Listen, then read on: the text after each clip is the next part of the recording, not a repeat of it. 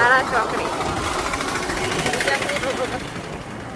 ચોકડી એ હવે જઈ રહ્યા છે રામની ગુજરાતી થાળી ખાવા માટે 70 રૂપિયાની અનલિમિટેડ. ચાલો જોઈએ કેવું છે સ્વાદ ને એવું બધું. દાળ ભાત બધું મળો, ચટણી બટની.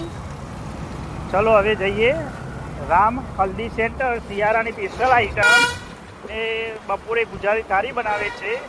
ચલો જોવા જઈએ, રસ્તો બતાવવાનો છે.